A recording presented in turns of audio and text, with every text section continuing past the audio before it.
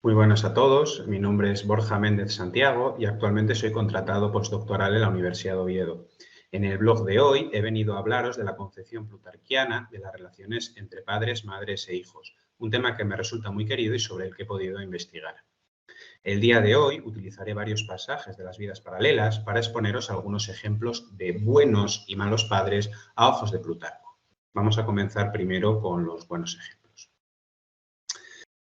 Catón el Viejo era un romano culto, por lo que era muy consciente de la importancia de poseer una buena educación. Aunque en su vida pública se caracterizó por su gran vehemencia mostrada contra sus enemigos políticos, en su vida privada fue un individuo sensible que pensaba en una sociedad tan patriarcal como la romana que quien golpeaba a su esposa o a su hijo ponía sus manos sobre los objetos sagrados más santos.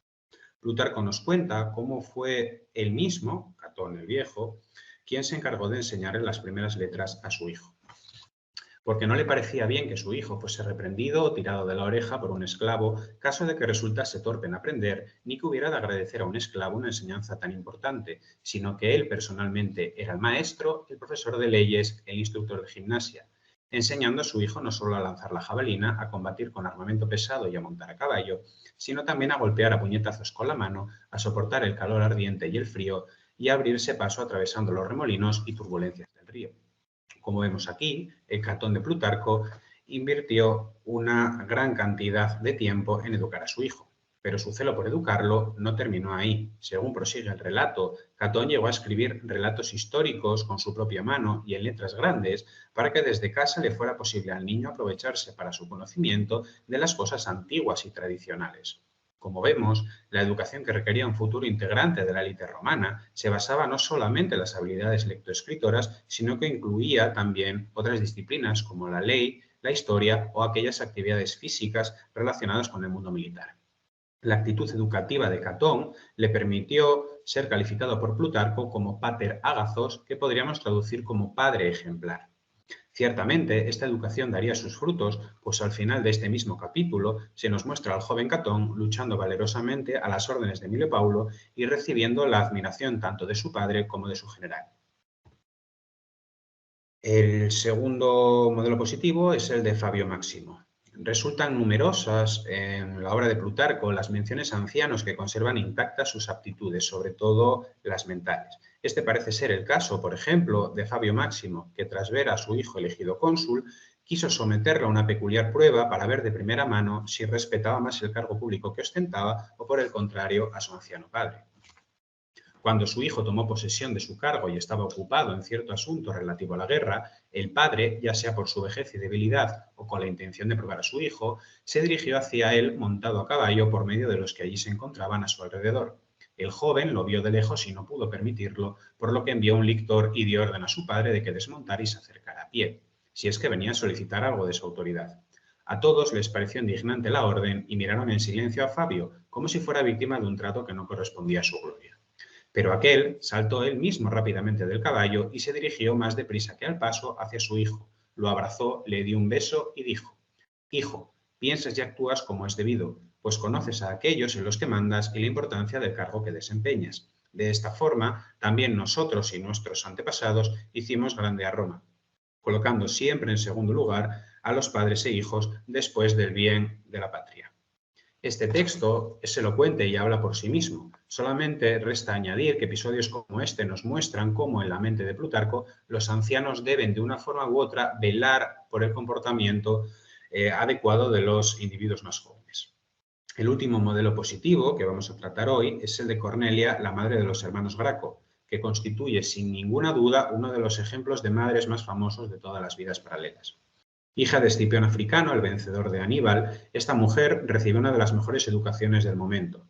Modelo de madre fecunda, tuvo 12 hijos con su marido, permaneció a la muerte de su esposo univira, esto es, decidió no volver a casarse y dedicó todos sus esfuerzos a promover las políticas emprendidas por sus hijos desde el tribunado de la plebe.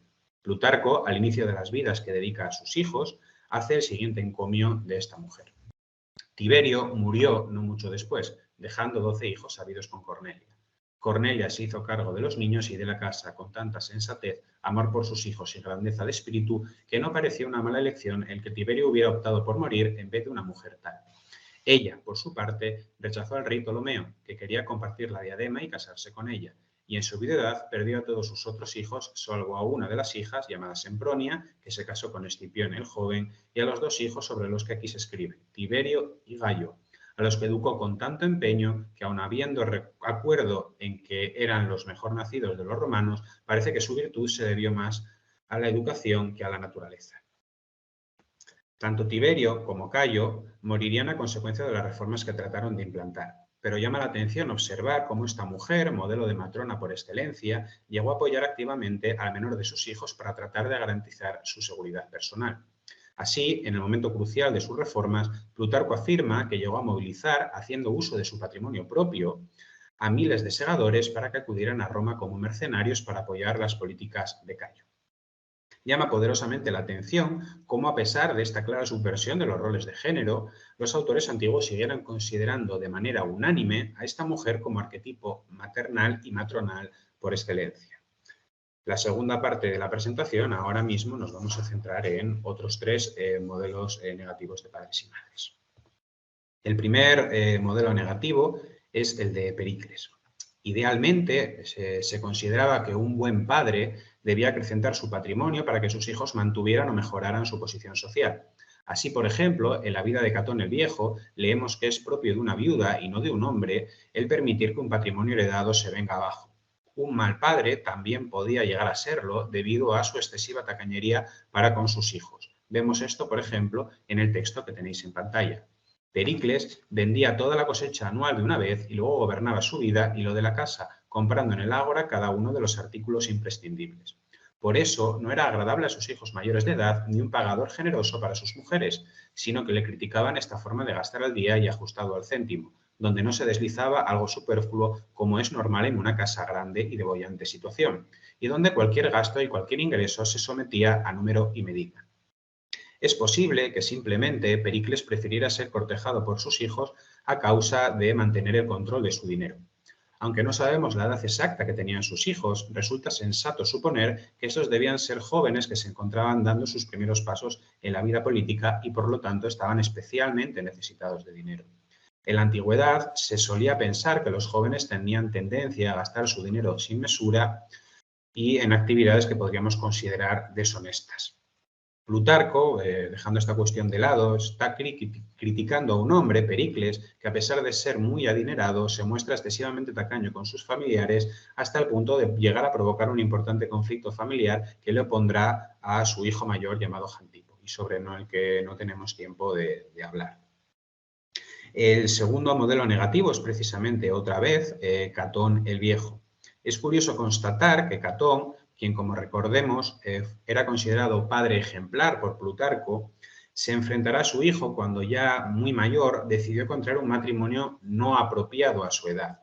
Plutarco, tras destacar el vigor físico del anciano, considera detalladamente la situación, centrándose no tanto en el biografiado como en la que considera justa reacción de su hijo o de su nuera, cuya vida familiar se vio seriamente trastocada a causa de las decisiones del paterfamilias con quien compartían la vivienda. Plutarco nos dice que tras perder a su mujer, Catón tenía relaciones con una esclava que visitaba a escondidas. En todo caso, en una casa pequeña con una recién casada se sabía el asunto. Y una vez, al pasar la mujer desdeñosamente ante la habitación con aspecto más descarado, el joven nada dijo, pero la miró con aborrecimiento y se dio la vuelta, lo que no se le escapó al viejo. Como comprendió que ellos rechazaban esa relación, no hizo reproches ni se quejó, sino que bajando, como acostumbraba, al foro con amigos, a Salonio, uno de sus secretarios que estaba cerca y formaba parte de su cortejo, lo llamó a grandes voces y le preguntó si había concertado un novio para su hijita. Catón, sin más dilación, dijo que era él quien pedía a la joven para sí mismo. Celebrada la boda, tomó a sus amigos íntimos, el hijo de Catón, y preguntó a su padre si traía a casa una madrastra porque él le hubiera hecho algún reproche o causado alguna tristeza. Pero Catón, gritando, dijo: «Cuida tu lengua, hijo, pues todo tu comportamiento conmigo es digno de admiración y en nada reprobable, pero deseo más hijos para mí y dejar a la patria ciudadanos parecidos a ti». Aunque la crítica al comportamiento de Catón creo que resulta bastante apreciable, Plutarco se muestra todavía más incisivo en la síncresis, es decir, en la comparación final. En ella, el queronense censura al romano por haberle dado a su hijo una madrastra y le critica con vehemencia por haber tratado de justificar sus actos con una mentira. Catón, en contra de lo que resultaba esperable o deseable en una persona mayor, buscaba seguir manteniendo relaciones sexuales, aunque tratara de maquillarlo a toda costa con la mención final a la procreación. Plutarco, por regla general, siempre se va a mostrar contrario a las uniones matrimoniales, incluso sexuales, entre personas con una gran diferencia de edad. En este caso concreto, y a falta de noticias acerca de desavenencias previas entre padre e hijo, se sobreentiende que este último temía la dispersión del patrimonio familiar, sobre todo en caso de que este nuevo matrimonio terminara generando nueva descendencia. Otro elemento a destacar es que en la primera parte del pasaje, Catón se muestra como alguien incapaz de comprender las razones de la posición de su hijo y de su nuera ante su relación con la esclava. Así, aunque percibe plenamente de su animadversión, es incapaz de comprender sus razones. Errado en su juicio, Catón va a pensar que lo que le censuraban era que satisficiera sus deseos sexuales con una persona con la que no podía contraer matrimonio, al ser de estatus servil. Al final, el enlace elegido, que le une a una mujer de estatus inferior, no conseguiría sino agravar aún más las cosas en el seno de la familia. El último modelo negativo que voy a traeros hoy es el de Parisatis, que es descrita en la vida dedicada a su hijo Artajerjes II como una mujer altamente manipuladora y que hizo todo lo posible para complicar la vida a su hijo. Entre las actividades que se le atribuyen está el apoyar descaradamente a su hermano Ciro durante una insurrección, el asesinar a su nuera Atosa, la esposa de Artajerjes, o eliminar físicamente a algunos de los consejeros del rey. Sin embargo, va a llegar un momento en la narración en la cual esta mujer va a necesitar del apoyo de su hijo para volver de un exilio. Y entonces Plutarco destaca la reacción de Parisatis ante lo que en cualquier familia sería una auténtica bomba. Se enteró Parisatis de que Artajerjes estaba muy enamorado de Atosa, una de sus hijas, un amor que él escondía por respeto a su madre o, como aseguran algunos, ocultaba su pasión porque ya gozaba secretamente de los favores de la muchacha. Pero Parisatis, que era muy perspicaz, empezó así a mostrar aún más afecto que antes a su hijo y alababa ante Artajerjes la belleza de la muchacha y el carácter de ella, ilustre y digno en su sangre real. Y al final consiguió convencer al rey para que se casara con la joven y la declarara su esposa legítima, mandando a paseo las leyes y las costumbres de los griegos, ya que para los persas él era la ley y el que había sido designado por la divinidad para juzgar lo bueno y lo malo. Algunos, entre los que se encuentra Heráclides de Cumas, incluso dicen que no solo se casó con una de sus hijas, sino que Artajerjes se casó también con otra, Amestris. La sumisión de Artajerjes respecto a su madre es, como vemos aquí, absoluta. Parisatis, muy consciente de los sentimientos que tenía su hijo hacia su nieta Atosa, no va a tener reparos a la hora de convencerlo para que se case con ella. La mención a las leyes griegas, que evidentemente prohibían el incesto, resulta bastante difícil de comprender aquí. Recordemos que nos encontramos en la Persia aqueménida. Tal vez no sea más que un instrumento o un mecanismo o un recurso empleado por Plutarco para presentar a la familia real persa como exponente absoluto de la alteridad. Lo que queda claro a estas alturas es que para el queronense, tanto la incapacidad de Artajerjes para gobernar sus pasiones como el carácter dominante de una madre que vivía manipulándolo son dos de las claves interpretativas para comprender esta interesante biografía. Y como conclusión, quisiera afirmar que, como hemos visto, muchas de las situaciones de conflicto entre padres e hijos que hemos señalado aquí no son solo atemporales, sino que también son relativamente frecuentes en nuestra propia sociedad, sobre todo si dejamos un tanto de lado este último ejemplo que nos habla de incesto, que es un poco extremo y es mucho menos común. Así, por ejemplo, ¿quién no ha padecido o conocido al menos a un padre o a una madre que se muestra excesivamente tacaño con sus hijos? ¿Cuál es la reacción de un hijo o una hija ante el nuevo matrimonio de su padre o de su madre? Un fenómeno muy frecuente. ¿O qué hijo no ha experimentado la sensación de estar siendo probado por sus padres? Pues nada, simplemente quería terminar esta sesión con una pequeña reflexión acerca de la temporalidad de todas estas situaciones que se encuentran dentro de la obra de Plutarco y que permiten hacer un poco de historia social. Y nada más, con esto termino. Daros muchísimas gracias por haberme escuchado y hasta pronto.